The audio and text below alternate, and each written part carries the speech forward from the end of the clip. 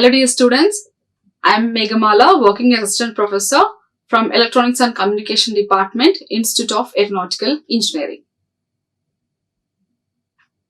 I am here today to talk about design environments and constraints.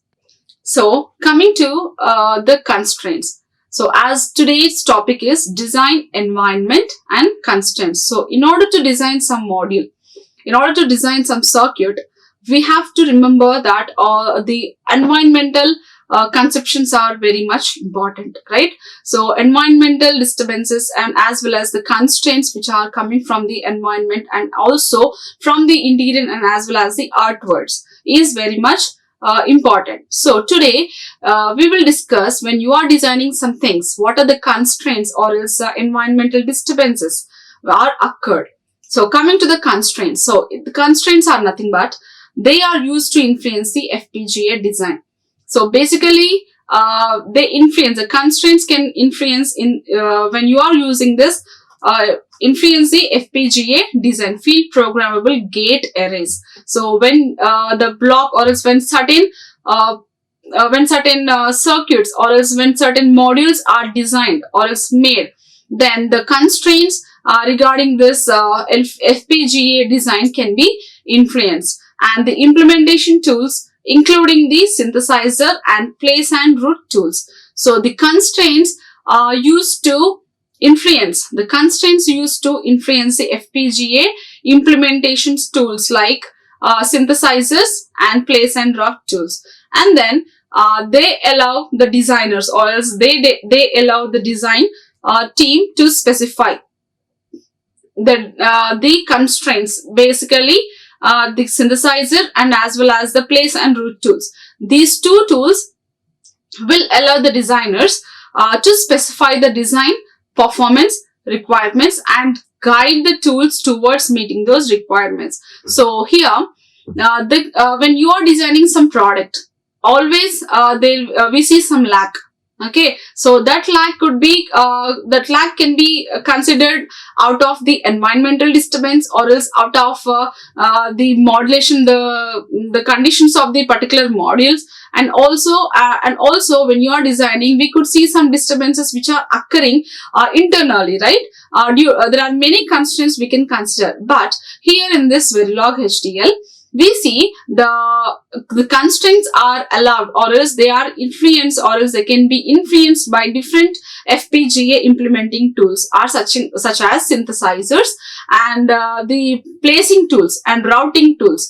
Okay, for the manufacturing of different modules, we see the constraints can be occurred between or else the constraints can be occurred among these tools. And now we see the designer should able to know. Okay, so the designer must able to know and they have to the team need to specify. Okay, so the team need to specify the performance of that particular model using the requirements and guide the tools towards meeting the requirements. Towards meeting such requirements, the designers, they must specify.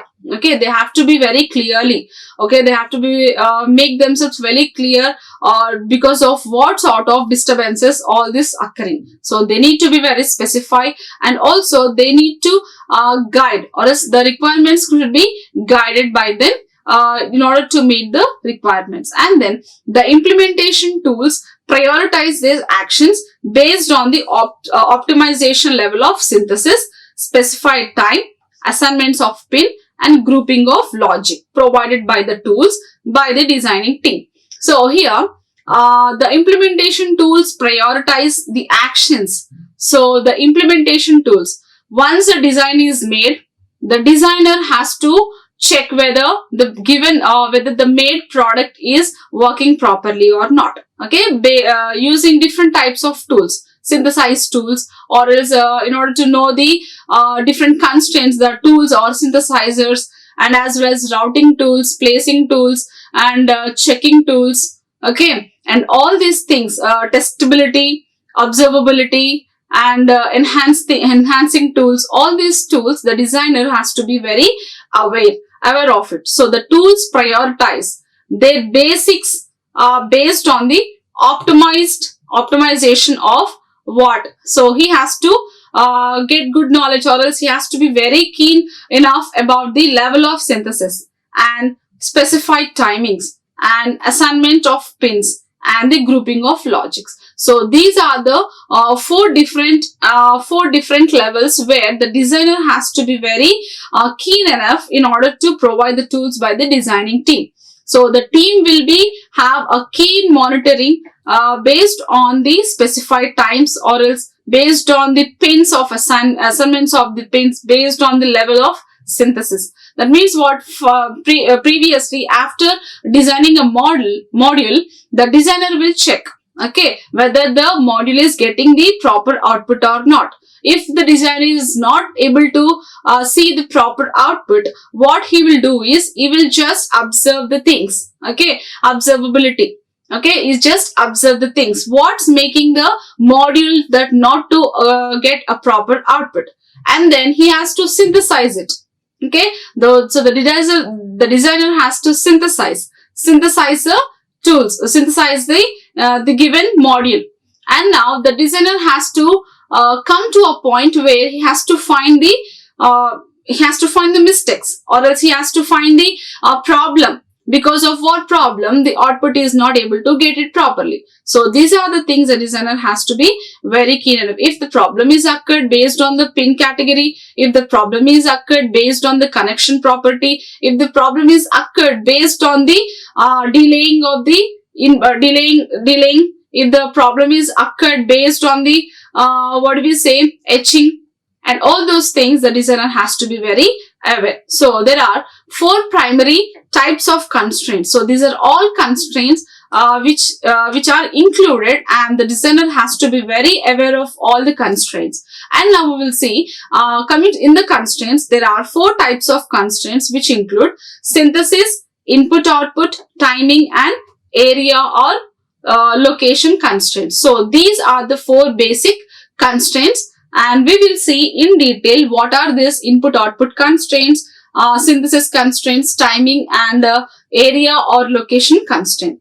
So synthesis constraints, this synthesis constraint, it influences the detail of how the synthesis of HDL code to RTL occurs. So we know that in the previous class we have discussed in the logic synthesis. Logic synthesis is nothing but it is convert, or it's a conversion.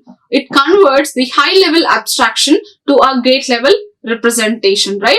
That means what? We are making it very clear, or else we are making a complex one to a simple one. So using synthesizers, we can make the complexity, we can reduce the complexity. So here this synthesis constraint, it tells that it influences the details of how the synthesis of HDL code to RTL occur. We know HDL is a high level abstraction, that is a hardware description language, to RTL occurs. What is this RTL? RTL is nothing but the register to transfer logic. So here we are reducing the complexity. So the synthesis constraint, it just helps us to know, or else it just helps us to know that how to synthesize the HDL to RTL. And then there are a range of synthesis constraints, and their context, format, and use typically vary between different tools. So here the synthesis constraints, in fact there is a large there's a huge range of synthesis constraints we can see, and their context, okay, format. In the synthesis constraint is nothing but we are reducing, or else we are suppressing the complexity. In order to suppress the complexity, we have to go through the constraints, the logic synthesis constraints based on the context, okay, based on the context, the data, and based on the format, okay, in what format your code is, okay, based on the format, based on the context, and they use typically vary between different tools. So in the synthesizer tools, we can see the difference between, the variation can be seen between one tool to the other tool. And coming to the IO constraints. What is this IO constraints? Input output constraints, as commonly referred as pin assignment. So IO constraint is nothing but it's a disturbance that we can see. Okay, so these are the constraints. They are figuring out with respect to the pin assignment. So commonly the IO constraint is referred to as a pin assignment, and they are used to assign a signal to a specific IO pin or IO bank. So here the pin assignment is nothing but for which particular pin the output is connected, and or the input is connected, and to which output is connected, and if input and output for both the pins, if the proper connection is given, we will be observing a proper output. If not, if something missing has been gone, then obviously it depends. Obviously the mistake happened because of IO constraint, that is pin assignment. So these are used to assign the signal to specify the input output pin or input output bank. And then IO constraints may also be used to specify user configurable IO characteristics. User configurable IO characteristics for individual input outputs and IO banks. So here this input output constraint is nothing but the errors can be occurred based on depends upon the pins. Okay, depends upon the pins. So the pins depends upon the pins, though it is the input pins or else with the output pins. So here the IO constraints or input output constraints may be used to specify the user configurable input output characteristics. User configurable input output characteristics for individual IOs. That means what? For example, I have the pin. Okay. So individually you can see, for example, this pin is, for example, it has to be connected like this. But what happens? Sometimes we have, if for example, in case if it is connected like this, that means what? Here we will see some mistake, error has been occurred because the proper input pin is not connected at its respective output pin. So here we can see this kind of mistakes can be done individually, and otherwise we can say that mistakes can be done in a groups, IO banks, or else IO individual input output pins, or else individual group of IO bits, that is IO bank. The constraints regarding the assignments of pin can be occurred individually or else in the group of inputs output pins. That is all about the IO constraints. And now the timing constraints are used to specify the timing characteristics of the design. So here, coming to the timing constraints, this is one of the constraints that we can see in the synthesis, in this logical synthesis of a particular module. We see the timing constraints. Timing constraints are, they specify the timing characteristics of a design. So this timing constraints plays a vital role in all the circuits that you are designing. After designing, obviously we will observe it for the we will test it. Okay, during the testing process we will observe. Okay, we will check out.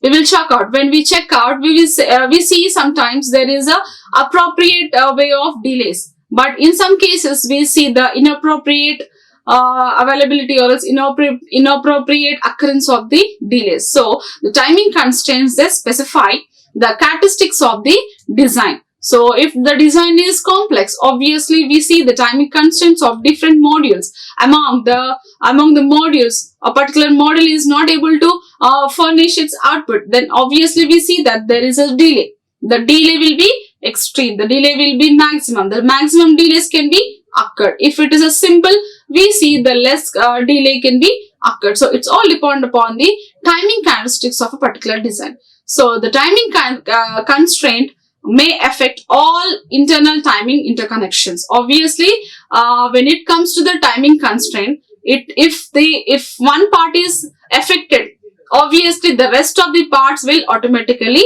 affect. So the timing constraints may affect the all internal timings interconnections.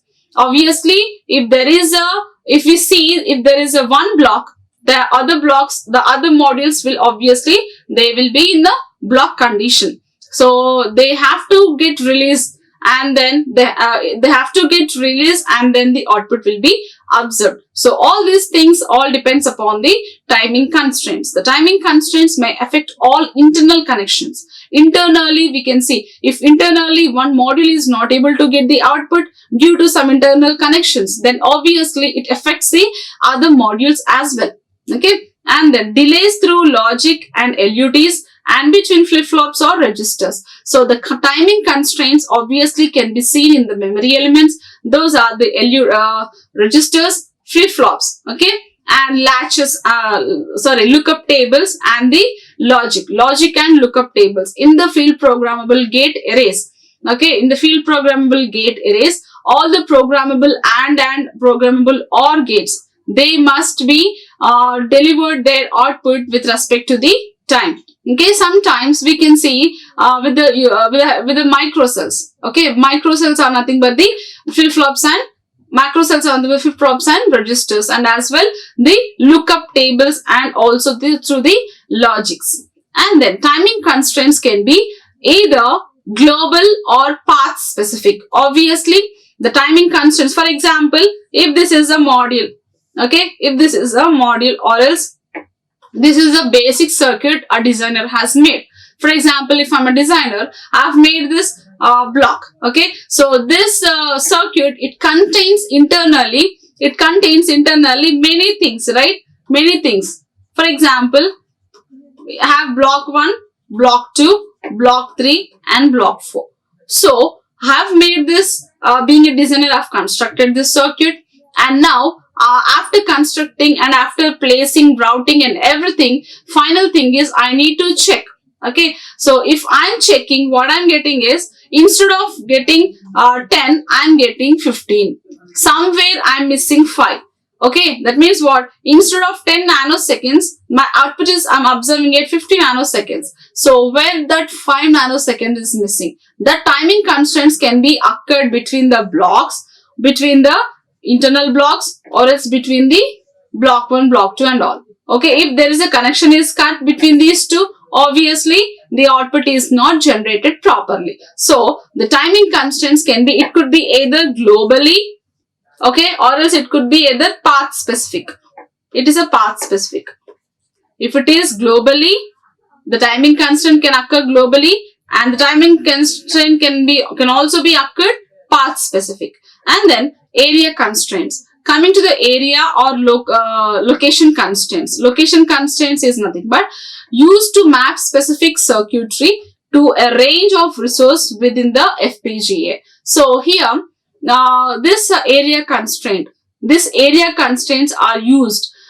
They help us to specify, or else they help us to point out, or else they help us to get the solution where you map specific circuitry to arrange resources within the FPGA. So for example, if here in this block, somewhere instead of 4 blocks, I'm missing 1 block.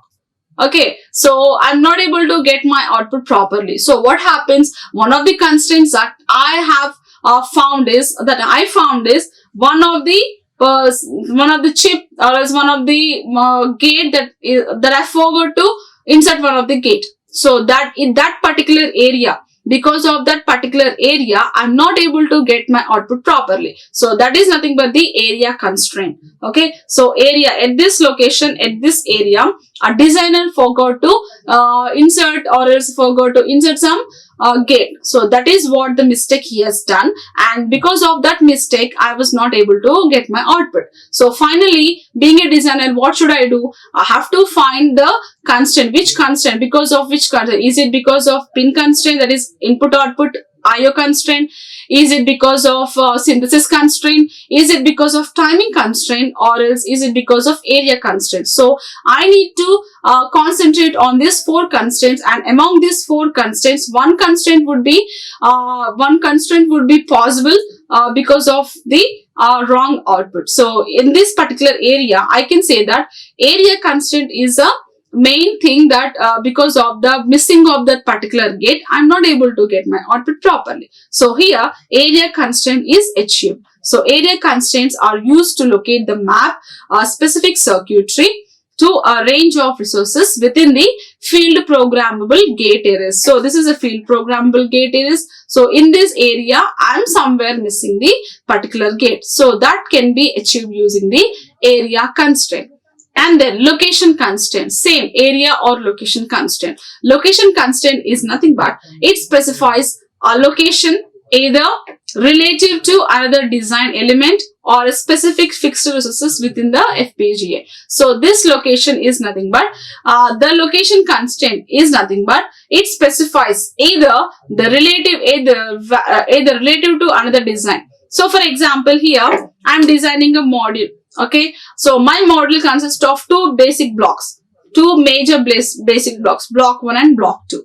So in this block 1 and block 2, what happens is somewhere around in this part I have considered I've got to know the area constraint is achieved, and now I got to know how the location constraint is going to be achieved.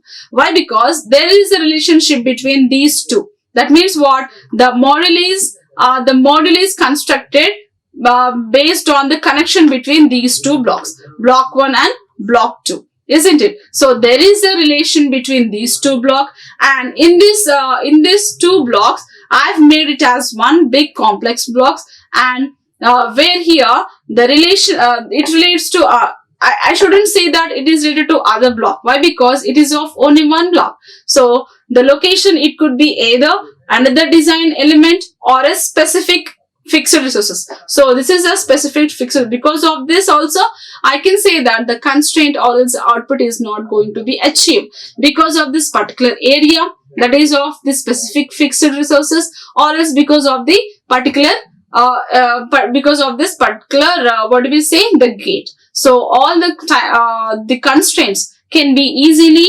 achieved or else can be easily found if you are aware of the constraint based on the timing, based on the pins, input output, based on the synthesizing tools, and as well based on the area or the location constraints. And then coming to the design constraint. So design constraint is one of the most important constraint implementation issues in the wide range of potential configuration overlap and interface.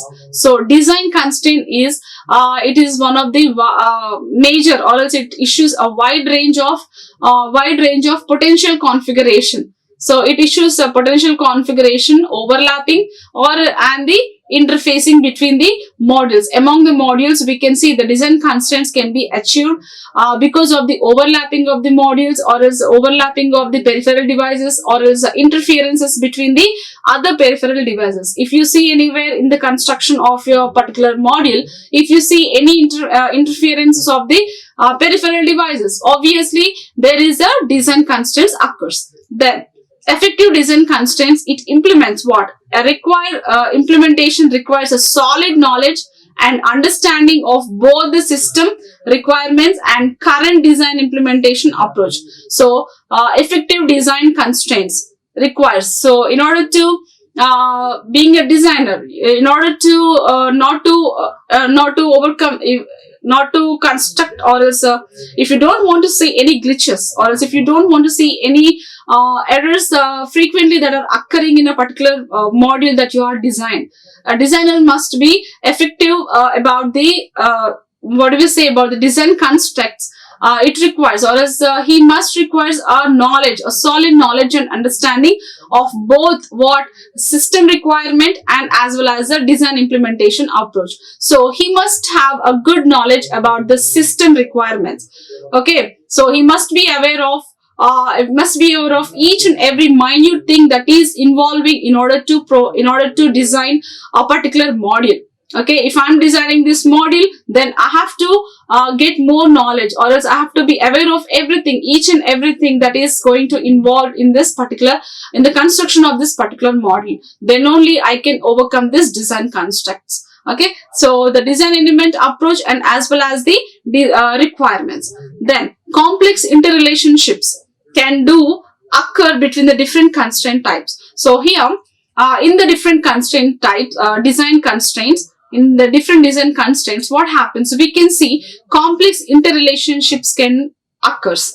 Okay, complexity can be increased. Interrelationships because of so and so the connection, because of some gates, improper connection of the gate, we see that there is some errors have been occurred. So interrelational or else interrelationships between the modules or else between the peripheral devices are observed more. So complex interrelationships can be occurred in this design constraints. Then these interrelationships may cause a change in one requirement group to require changes in other design constraints as well. So the interrelationships may cause it cause one requirement group to require changes to other designs. So here there is a possibility of acquiring knowledge, or there is a possibility of seeking help from the other groups as well in order to overcome this design constraints. Okay, in order to overcome this interrelation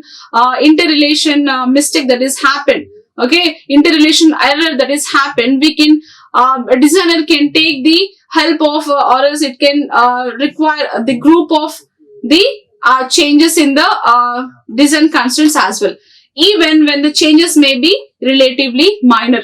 So if in order to solve or else in order to sort out some problem which is occurred between the relations between the two peripheral devices, being a designer, the designer can seek help from the other things. So that help which is coming from the other designer or which is coming from the other peripheral devices, it could be of minor. Okay, so it may not be the major, but minor helps can be received. Then this complex interaction leads to some challenges in implementing and managing design constraints. So when you are seeking some help from the other constraints, so when you are seeking some help, then it leads to some challenges. So easily you cannot seek some help. There are some conditions to be applied, or there are some things to be achieved. So it's not easy. There are some challenges to be faced in order to seek some, before you seek some help from the other constraints or else from the other peripheral devices. An organized plan can help keep the design from becoming over constraints. So when you are designing some module, first and foremost thing is you have to make a plan. Okay, make a plan. Always an organized plan can help a designer. Organized plan can help a designer a lot. So before you design anything, the planning is very much important. So organized plan can keep design from becoming over constrained. And then synthesis constraints. In detail, what is a synthesis constraint? Synthesis constraints are used to direct the synthesis tool to perform specific operations. So this synthesis constraints, the constraints regarding the synthesizing of the program, it will help us to it uses the it used to direct the synthesis tool. Okay, so some synthesis tools are which used to perform some specific tasks. And for example, consider the synthesis constraint clock buffer. So here, if you are considering some constraint regarding the synthesis clock buffer, this constraint, okay, this clock buffer constraint is used to specify the type of clock, okay, type of clock buffer used on the clock port. So here, the constraints will help us to solve the problems easily. So for example, in the synthesis constraints, if you are using this clock buffer, so this clock buffer constraint will help us to specify the type of clock, okay, type of clock buffer on the clock port. So in the clock port, this using this clock buffer constraint, we can able to sort out the problem error easily and we can make out the error erased. Then two important synthesis constraints can be used to optimize a design implementation are register balancing and incremental synthesis. So here we see that the two important constraints, so the two important synthesis constraints that we can optimize in order to design a particular program or else in order to design a particular module is register balancing and incremental synthesis. So we will see what is this register balancing and incremental synthesis. So register balancing is used to optimize performance and incremental synthesis is reduced synthesis runtime. So as we see that these two synthesis, register balancing and incremental synthesis. Register balancing is used to optimize performance. Okay, it helps us to optimize the performance, Whereas incremental synthesis used to reduce the synthesis runtime. Okay, it reduces the runtime, synthesis runtime. That's what the incremental synthesis. When the runtime is increases, when the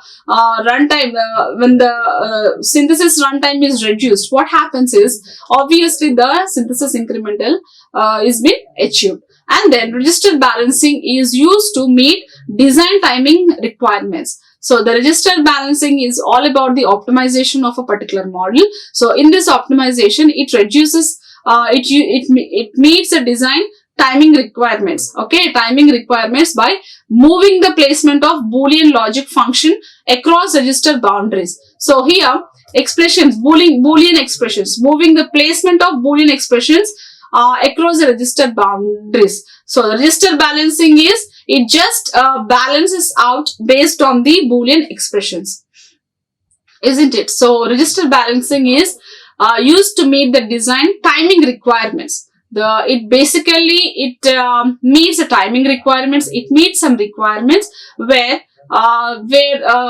basically it meets the requirements in terms of Boolean expressions. Okay, in terms of Boolean expressions, sometimes in the LHS, in the RHS.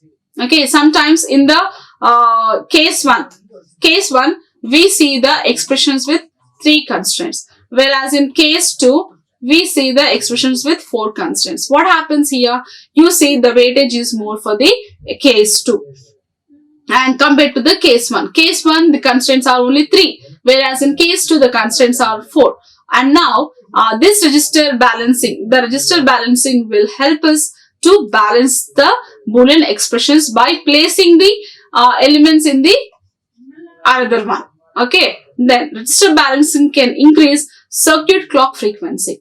So here, one of the advantages, the register balancing, it increases the circuit clock frequency. The frequency can be increased by making with the help of register balancing.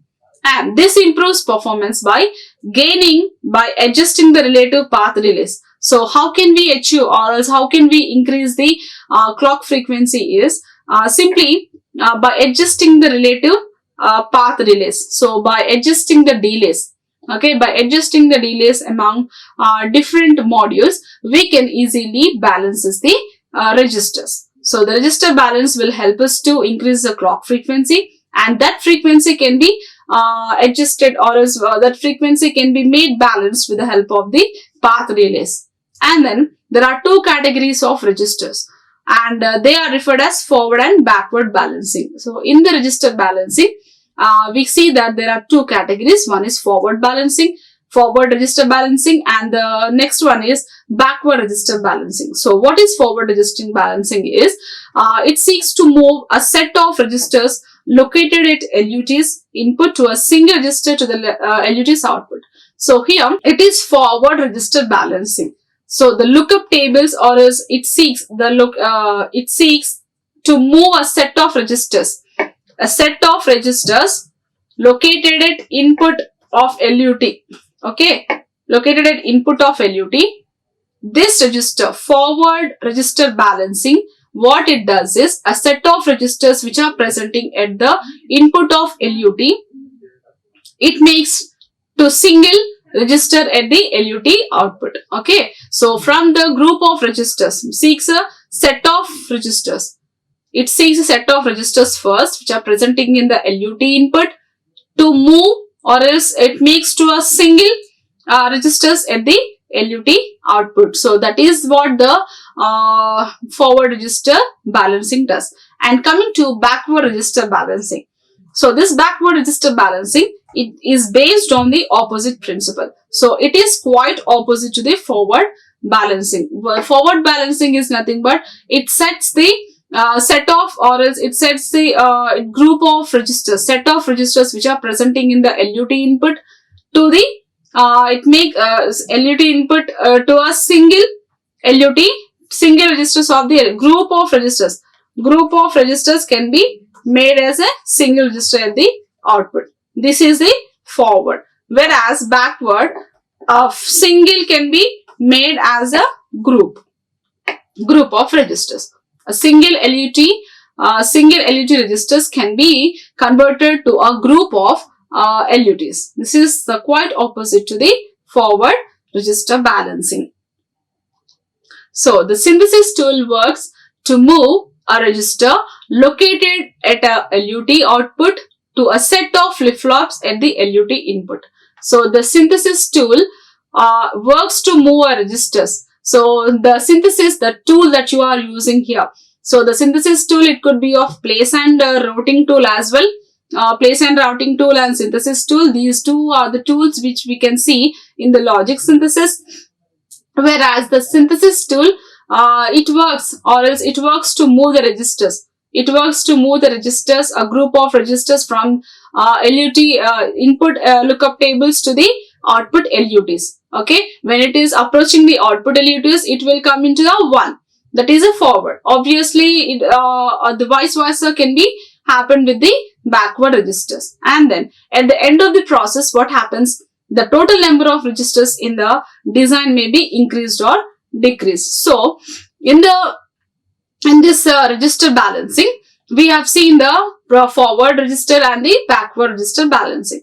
So in this, when the balancing is made between the input LUTs and output LUTs, sometimes we see at the end of the process, we may see there is an increase in the registers, or else they may decrease in the registers. And then the primary objective of incremental synthesis.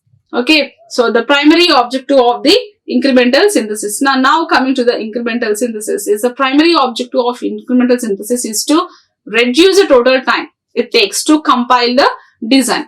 So in order to compile the design, the very prominent thing when it comes to the incremental synthesis is it just reduces the total time. The reduction of the total time is seen in the incremental synthesis. Then this is performed by synthesizing. Obviously, how the reduction in the synthesis time, or else the total time is seen only with the help of, or else it can be performed by synthesizing only the portion of design that has changed. So for example, this is what I have designed, and in this design till this part I have achieved. Okay, I have achieved the 100%. But when it comes to this part, what happens is, because of some disturbances, environmental constraints, or due to some input-output constraints, or else the timing constraints, what happens is I couldn't able to sort it out. So what happens is, by using incremental synthesis, I can make it clear. Okay, only at this part I can make it clear, so that I can achieve the 100%. So this is what happens with the synthesis in the incremental synthesis. Then the synthesis tool may have different switches or constraints within the synthesis phase to support this approach. So here, in order to make it clear, I have to take, or else I have to grab some help from somebody, right? So that help is nothing but the tools. Somebody are like we have many tools, placing and routing tools, observability, checking out the errors, and many other sources we have. So here, synthesis tool, it may have different switches. So this synthesis tool, with the help of the synthesis tool, I can make out this way very clear. And this synthesis tool, it has different switches. Okay, it has different switches or constraints within the synthesis phase. It has different switches or constraints within the synthesis phase to support this approach. Okay, in order to support the synthesis approach, we have different types of synthesizing tools as well. And two other factors that can significantly influence the synthesis phase include preservation of the implemented design hierarchy and the proper use of design constraints. So here, two factors that significantly influence. So basically, abruptly, or else we can see in a long way, there are two factors which influence more, is preservation of the implemented design. So whatever the design is implemented, if you are preserving it for a long time, what happens is there is no use. Okay, so as gradually you have to implement whatever the thing that you have observed, and you have to make it something else which is innovative, or else by using some tools, right? So if you are not doing anything, that means what? Nobody, there's no influence. There's no influence with that particular module. If you are doing something which is creative, or else if you are doing something, if you are elaborating that particular module, then the influence can be seen. So the two factors significantly influence. So what are those two factors? It influences preservation of the implemented design, one thing, a hierarchy, and the proper use of design constraints. So from design 1, you're going to design 2, you're going to design 3. So when from beginning, in the beginning you have known very little, but when it comes to design 3, you are well known in all the constraints. So one thing is hierarchy of the designing, and the another one is the designing constraints, proper use of design constraints. So here in the design constraints, we have in the Verilog library, where there are many design constraints, buffer lock, okay, buffer lock, press and all. There are different design constraints which are available in the Verilog primitives. So in order to see a difference in the designing of modules, you have to obviously see the changes, or else you have to implement the design hierarchy and as well design constraints. Coming to pin constraints. What is this pin constraints? Pin constraints are nothing but the input output constraints. So pin constraints, why not let the FPGA tool assign pins? So here in the FPGA, field programmable gate array tools, they don't assign the pins. Why? What is the reason? Since the FPGA tools are trusted to place and route the design. So obviously the FPGA tools have lookup tables. So that means what? They place and they route. Okay. So they will see the place and they will route. They will see the place and they will route. So because of this purpose, we see that there is no way of pin constraints. So however, there are several factors that influence software control resource location assignment. So we see software control resource location assignments. So that there are several factors where it affects location assignment and software control resource location assignment. Then one of the primary FPGA placement directive is to spread functionality out to avoid routing congestion. So here one of the primary FPGA placement directives. So one of the main important, or is one of the key point to remember is that to avoid routing congestions. Okay, in order to avoid the complexity between the placing and routing, in order to avoid the complexity, or else in order to avoid the congestion between the different elements, peripheral elements, it's obviously FPGA, it directs the primary FPGA directives. One of the primary FPGA directive is about the congestion, FPGA routing congestion. Okay, you have to be very aware of this routing congestion. Make sure that the congestion should not occur when you are designing or implementing the particular module. And then FPGA tools can have difficulty identifying the pins that make up a single bus, and can also have difficulty identifying the control signals associated with the bus. So here we see that there is a challenges to be, these are the challenges for the FPGA, right? It seems that these are the challenges. So one of the challenges is that difficulty in identifying the pins that make up a single bus can also have difficulty identifying the control signals associated with the bus. So if, for example, this bus has a control signals, is it not? This bus has the input output signals and as well as the control signals. So this FPGA tool is they can have FPGA tools, they feel difficulty in identifying the pins which are associated with the signal bus, and can also have difficulty in identifying the control bus. Okay, control signals associated with the bus. So the difficulty in observing the control buses or the control signals which is associated with this bus, the control signals which is associated with this bus, the FPGA tools feel difficult to make up a signal bus which have the control signal bus in it, in the associated with the bus. So these are the one of the disadvantage we can say about the FPGA. So assigning board level signal to FPGA input output can have a large impact on system performance. So here assigning board level signal to FPGA IO. So board level signal and FPGA IO is nothing but a basic level of routing. Okay, a basic level of routing and placing of the particular modules in a particular place. So assigning board level signal to FPGA input output, what it does, it can have a large impact on system performance. Obviously, if you forget to place and route a particular device on a particular place, instead of placing at T1, if you are placing at T2, obviously that the performance will be degraded. The system performance will be degraded. So assigning board level signals to FPGA and IO can have large impact.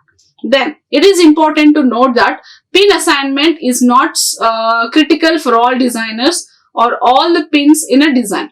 So one of the good point that he is telling us is, it is important to note that pin assignment is not critical to all the designers. So whatever you are designing a circuit, if you are going as per the pin pin constraints, you can see very less constraints can be occurred, or there is a connection between the pins can be easily made. You don't feel that much difficult or all the pins in a design. In the designing, the connection between the pins and the placing and routing between the pins can be done easily and made easily.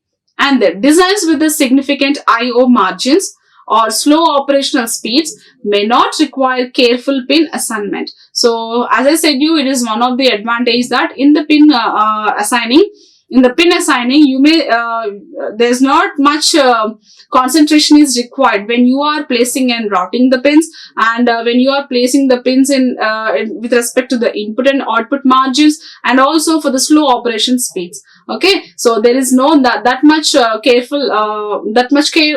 care is not required for this pin assigning. Then, however, pin assignment may be become a critical factor if the design margins is limited by any one of the following FPGA design factors.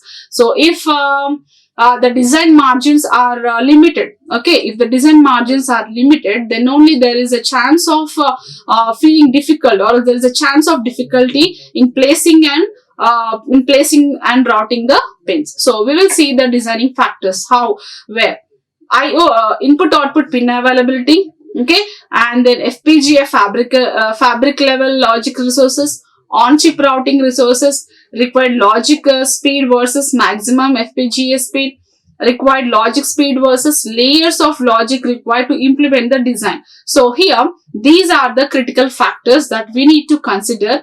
Though pin assigning is not a big deal, though the pin assigning is not a big, is not a complex work, or else it's not a complexity to be known. But when you are designing some modules with respect to the pin assigning, we have to be very careful regarding these factors. One is, you have to make sure that pins are available or not. Input pin and output pins are available or not. They are sufficient or not. And then FPGA fabric level logic resources. So the next coming to the FPGA field programmable gate array fabric logic resources. What are the logic resources are needed? And then on chip routing resources, and then is with respect to the chip routing resources, and then required logic speed. Then you have to concentrate on the logic speed with respect to the FPGA speed. Okay, maximum FPGA speed. The speed can be the speed can be compared between the FPGA and as well as the IO pin assigns. Designs which is made up of IO pin assign, and then logic speed versus layer of logic required to implement the design. And then we have to concentrate on the layers. How many layers that a module or is a particular thing is designed. Okay, based on the layers, based on the speed. and based on the input output pins availability, and also based on the fabric level logic resources. So we need to ponder on this factors when you are going for a pin assigning. That is not difficulty, but still these are the factors to be considered before you go. And then pin assignment can also be become critical at the board level when signal requires special routing consideration. So one thing is pin assignments can be critical if you are not aware of all the factors we have discussed previously, and also we can say that it can become a bit critical when the signal received or else when the signal required special routing considerations. If a signal if you see any routing mistakes, if you have done any routing mistakes, improper routing, if you see any improper routing, then also we see that the pin assignment is being made a bit critical. So pin assignment is become a bit critical when you feel when you have special routing required, special routing is not made properly. And then short signal trace length, matched line length, or control impedances. So here these are the considerations you need to remember when you are routing, when it is when it comes to the routing, special signal routing. Okay, in terms of pin assignment, the signal routing it will become a bit critical if you are not considered all these things. There is short length trace length, so short signal trace length, matched line length, or control impedances. And then almost any design can benefit from a well implemented pin assignment. So almost all sort of designs can be made easily if you are going as per the pin assignment. And then it is possible to affect and provide design performance through considered pin assignment. So if you are using pin assignment consideration, we can design, okay, we can design and we can improve the performance of a particular module. And then the design factors that may influence pin assignment. So these are the design factors which influence pin assignments are the size of a device. So the size of a device matters a lot. If you are going as per the pin assignments, make sure the size of a design is one of the factor to be considered. Then the device packaging required, the device package, and then the package or device package, the speed grade of the device, the speed, okay, and the size, speed, and the package, and then the maximum speed that the FPGA can run. So you have to concentrate mostly on the speed. How far the maximum speed that FPGA can make it.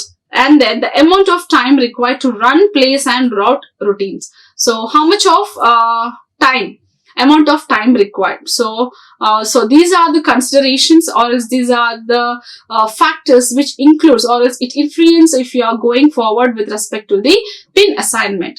The size is the size you have to ponder on the size, speed of FPGA, and amount of time that is required in order to place and route the routines, and the maximum speed. Then the number of layers in the PCB as well. So this is also one of the factors that you have to consider if you are going, or if you are influenced by the pin configuration or pin pin increment is number of layers in the PCB. So if this is a PCB, number of layers, okay, you have to concentrate on it. And then the number of wires required to implement signal crossovers in the PCB. So here in the PCB, the number of wire. For example, this is a 1 pin, this is a 2, this is a 3, this is a 4, this is a 4, this is 5, 6, and 7. So what happens? A proper routing should be made. Okay, the proper routing should be made. Make sure that if there's a possibility of this 8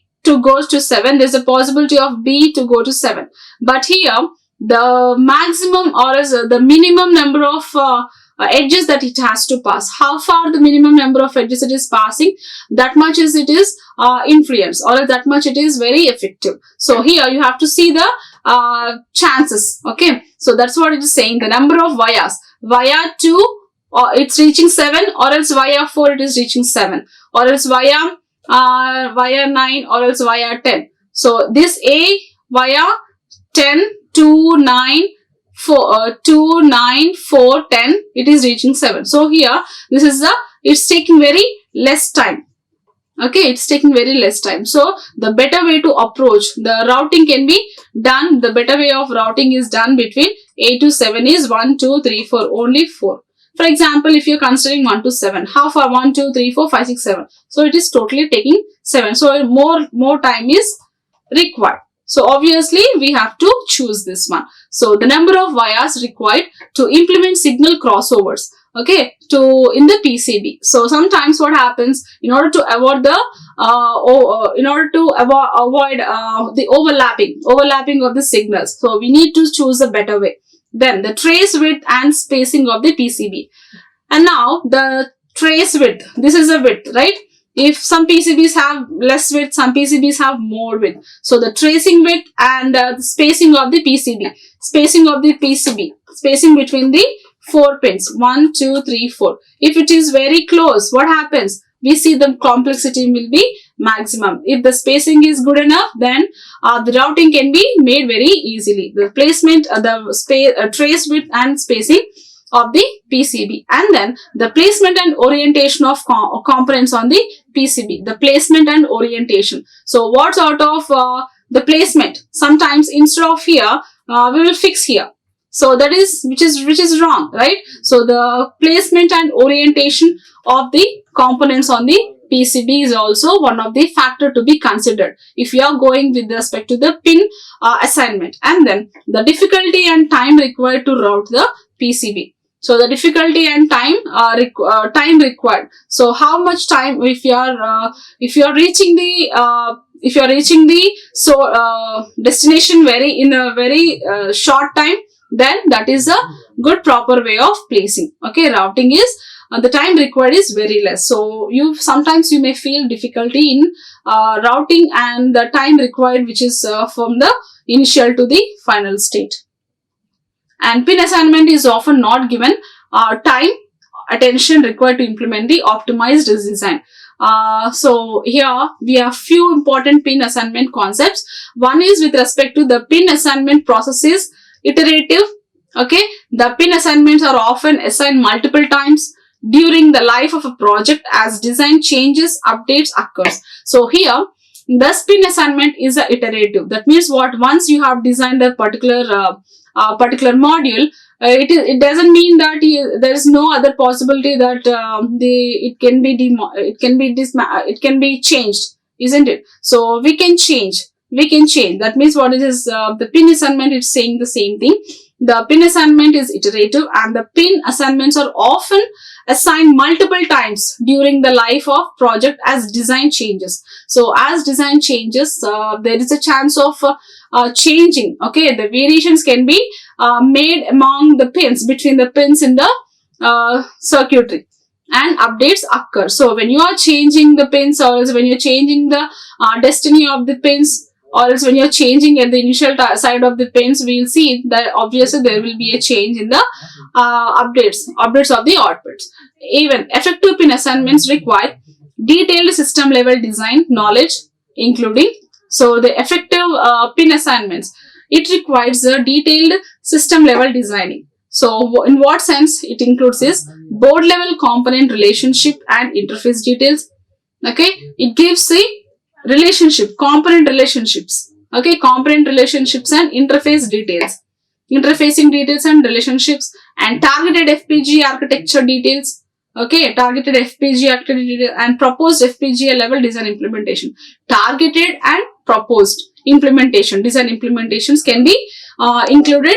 And pin assignment is affected by factors both board and device fabric level. So here pin assignments, it has it affects the factors. Okay, when it arises, or else when it faces the board level, componental relationship, we see that the pin assignment can be affected, and as well device fabric levels. Okay, the architecture details regarding the designing of the architecture, FPGA architecture designings also, we see that it is one of the factor which can be affected by affected of the pin assignments. So this is all about the design constraints. So the constraints we have discussed about the different types of constraints and the factors which are including the design constraints, and as well pin assignment is one of the basic pin constraints, different types of constraints, and the synthesis tools as well, register number synthesis tools, and synthesis constraints, and as well the design constraints. So this is all about today's class. I hope you all understood. Thank you. Like, share and subscribe. Hit the bell icon for more updates.